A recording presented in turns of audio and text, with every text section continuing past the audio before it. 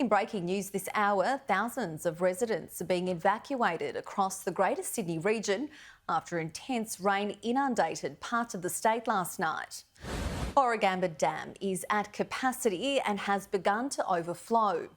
Major flood warnings are in place for the Hawkesbury River, the Nepean River and the Colo River. Residents in northwest Sydney are expected to be greatly impacted as river levels rise, expected to peak late this afternoon. The Bureau of Meteorology says moderate flooding is happening in North Richmond and Windsor right now. The Bureau advises North Richmond and Penrith can expect higher flood levels later today. It's prompted the State Emergency Services to issue evacuation orders for parts of Sackville and Sackville North, parts of Cumberland Reach, Pitttown Bottoms and low-lying areas along Narrabeen Lagoon on Sydney's northern beaches. Residents in Gronos Point, parts of Ebenza, Lower Portland, Agnes Bay, Cat High and Chipping Norton, as well as Cornwallis and parts of Richmond Lowlands have all been told to leave immediately. The SES has conducted 152 flood rescues since heavy rain and high winds lashed the state.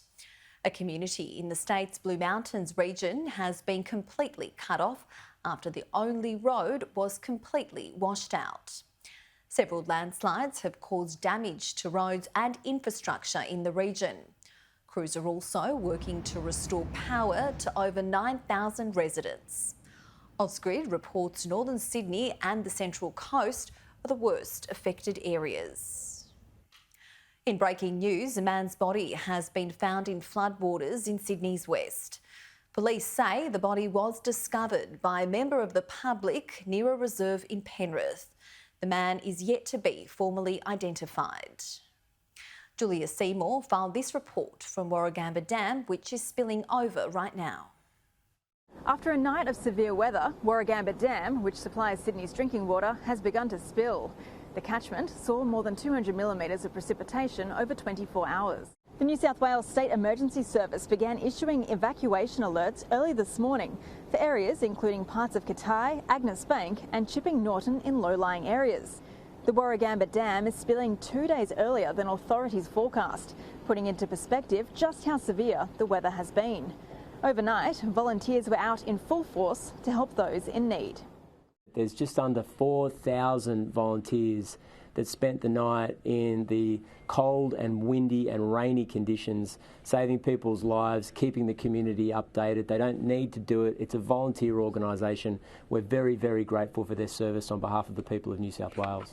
Overnight, the SES responded to over 2,000 incidents, with 44 flood rescues taking place. In a number of, regretfully, flood rescues over the period of this event, so we've had 152 across the state, 72 just being in the metropolitan area. So again, very dangerous floodwaters, difficult to see at night. People need to make safe decisions to look after themselves and their family.